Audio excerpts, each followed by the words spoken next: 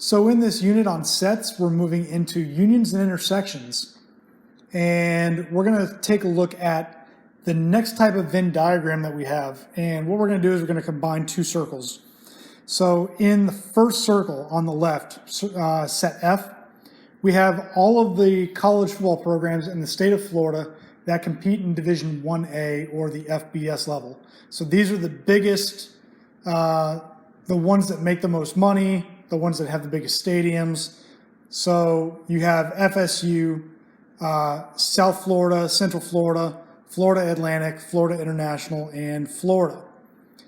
In the second circle, we have set S, which is all of these schools in the Southeastern Conference's Eastern Division.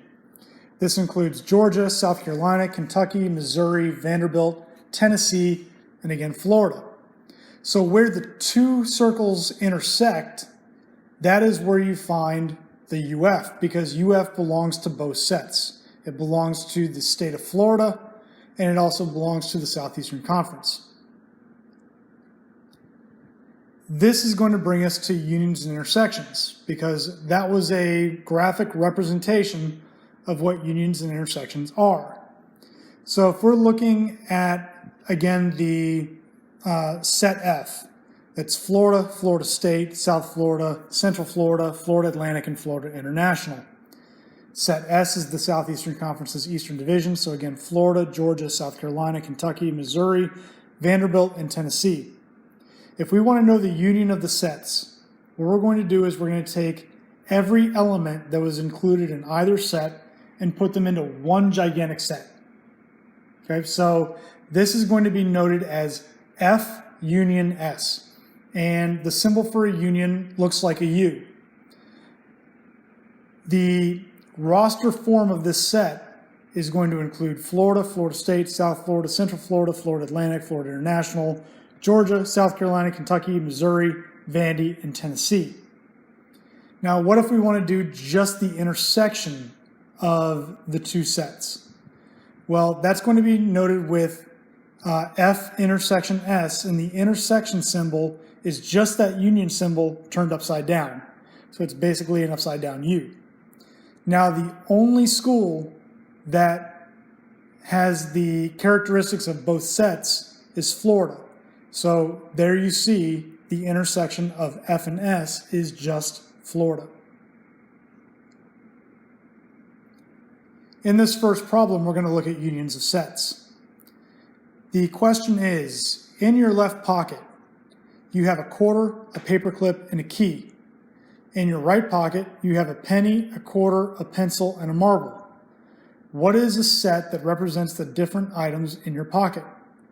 So for your left pocket, we're going to name that set L. So L is equal to the quarter, paperclip, and a key. The right pocket, we're going to call set R, is equal to a penny, a quarter, a pencil, and a marble. So what we're looking for is the union of those two sets. Well, the union is everything that appears in either set. Well, we have a quarter in both the left pocket and the right pocket. We only need to write it once. So we're just going to write it once in L union R. Then what else is in the left pocket? A paperclip and a key. In the right pocket, you had a penny. We've already done the quarter, and then a pencil and a marble. So that roster form of a quarter, paperclip, key, penny, pencil, and marble is the union that includes all of the elements of both sets.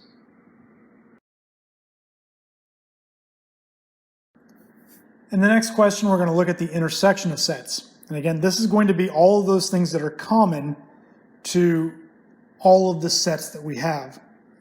So set X is equal to X is a natural number less than 19. Set Y is equal to Y is an odd integer. And set Z is equal to Z is a multiple of 6. So the first thing that we need to do is figure out what is the intersection of sets X and Z, and then what is the intersection of sets Y and Z. So before we do any search for what are the commonalities, it's best if we write out all of our sets. So when we look at x as a natural number less than 19, we need to write out 1 through 19. Then for y is an odd integer, so that means that it's going to stretch to infinity to the negatives, and it's also going to stretch to infinity on the positive side. So we've got an ellipse with -9, followed by -7, -5, -3, -1, 1, 3, 5, 7, 9, followed by another ellipse. And again, the ellipses indicate that it goes on to infinity in either direction. Then for set z, we have multiples of 6. So the multiples of 6 are 6, 12, 18, 24, 30, 36, and then we have an ellipse going on in that direction again. Now we don't need to go too far in either direction, because if you look at set x, we've only got so many, we've got a limited amount of elements in our roster. So for set x, the intersection with set z, we're going to circle everything they have in common.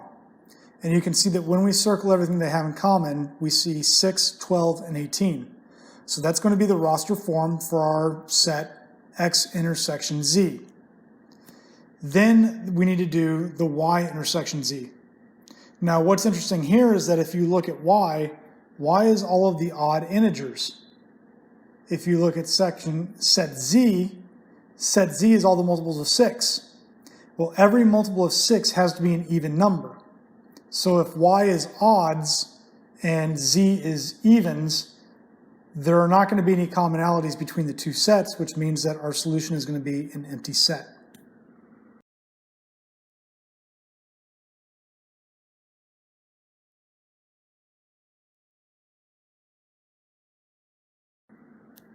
In problem number 3, we're going to take a look at making a Venn diagram. So 3 friends are going camping. The items in each of their backpacks form a set. Which items do all 3 friends have in common? Create a Venn diagram to represent the union and intersection of the sets. So since we have 3 people going on this camping trip with 3 separate backpacks, we need 3 circles. Now what you're going to notice that when we make those 3 circles is we get a Celtic knot in the center. And that Celtic knot is going to represent all of the intersections between the 3 different sets. So what I've done is I've made set Y yellow, set R red, and set B blue. And set Y is going to represent the first backpack, set B is going to represent the second backpack, and set R is going to represent the third backpack. Now what we have is when those colors mix, the yellow and the red make an orange. So that's going to be all of the things that you can find in both the yellow and red backpacks. The yellow and blue make green, so wherever you see green, that's going to represent anything that's found in both of those backpacks. And the red and blue make violet, so anything that you see in both of those backpacks is going to be there.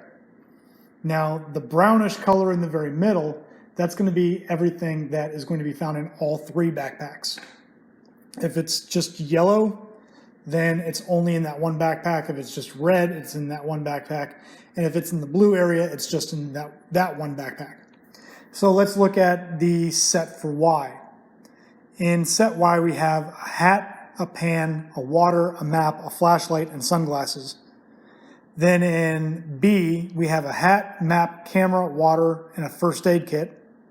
And then in R, we have a hat, a first aid kit, water, rope, a map, and a pan. So what we want to do first is we want to figure out what is in that brownish area that represents the intersection of all 3 backpacks. Well, what we find is that there's a hat in all 3 backpacks, there is water, and then there's also a map. So we're going to put hat, water, and map in that brownish area. The next one we're going to look at is the intersection of the yellow and the red. And what we find out is that between those 2 backpacks, we have pans. So we're going to put pan in the orange area. The next section that we're going to look at is the violet area, which is the intersection of the red and the blue. And we see that there's a first aid kit in both of those backpacks. Now, when we go to look and see if there's anything for the green, there's nothing in the green because there's nothing that's shared between both the yellow and the blue backpack. So we're going to leave that area empty. So that leaves us with what are the things that are unique to the yellow backpack, the red backpack, and the blue backpack. And in the yellow backpack, you'll find flashlight and sunglasses, but you won't find it in the red or the blue. In the red, you'll find rope, which isn't found in yellow or blue. And in the blue, you find a camera, which is not found in the yellow or red. That's our Venn diagram.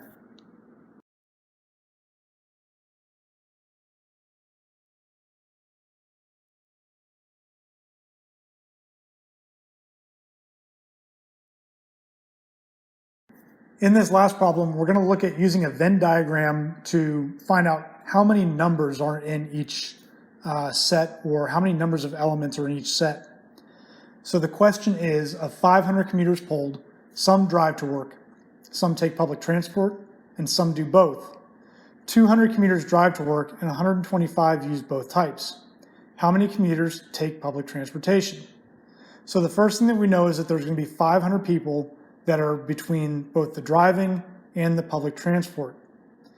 Then we're told that 125 of those people are taking public transport or driving. So in between our teal and our gray, we're going to put 125. Of the 200 commuters that drive to work, we know that 125 also take public transport. So how many are left over that drive only? 200 minus 125 gives us 75. So we know that 75 commuters are driving only.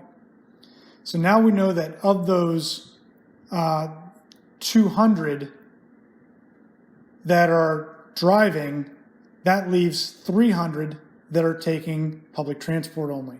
So we know that public transport has 300 people that are using that exclusively.